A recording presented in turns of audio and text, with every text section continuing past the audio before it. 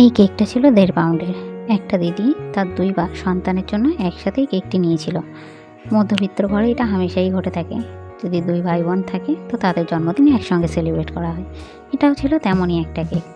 ছেলে এবং মেয়ের একসঙ্গে সেলিব্রেট করবে বলে একটু বড় ধরনের কেক চেয়েছিল। তো আমি 1.5 পাউন্ডে তাকে সাজেস্ট করি 1.5 পাউন্ডের একটা কেক নিতে।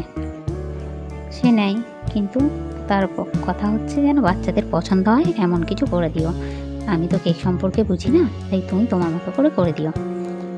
এটা বলার পর আমার স্বাভাবিক একটু ভয় হয় যে কী হবে না হবে, আদৌ পছন্দ হবে কিনা তাদের, এসব অনেক কিছু মাথায় আসতে থাকে। যাই হোক, ভয় পেতে পেতে হলেও আমি আস্তে আস্তে ধীরে ধীরে করতে থাকি। করতে করতে এমন নয় যে আমি আগে থেকে কিছু ভেবে রেখেছিলাম বা আগে থেকে কিছু ভেবে কাজটা করেছি, তেমনটা ঠিক নয়। আমি আস্তে আস্তে ধীরে ধীরে করতে করতে ভাবলাম বাচ্চাদের তো কালারিং এবং চকলেট দুটোই খুব পছন্দের।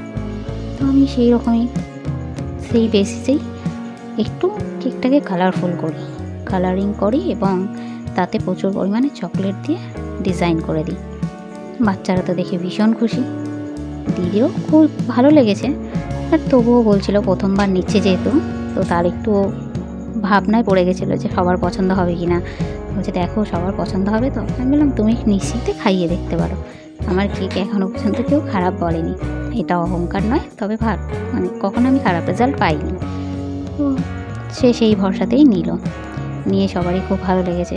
আমাকে পরে অনেক রিভিউ দিয়েছে, তবে সে তো হোয়াটসঅ্যাপ বা ফেসবুক কিছু করতে পারে না। সে আমাকে ফোন করে বলল, বোন তোমার কেক খুব সুন্দর হয়েছে, আমি এরপর থেকে যখনই কিছু হবে তোমার কাছ থেকে কেক নেব। আমি ওইটা শুনে খুব খুশি হলাম যে যাক, পছন্দ হয়েছে সবার। আর বাচ্চারা তো ভীষণ খুশি, কারণ এত চকলেট যে পেয়েছে তার জন্য তাদের আনন্দ ধরে না। যাই হোক, তোমরা দেখে বলো কেকটা কেমন হয়েছে, ডেকোরেশনটা ভালো লাগলো কি না তোমরাও কমেন্ট করে জানিও। আর লাইক কমেন্ট সাবস্ক্রাইব করো। Thank you.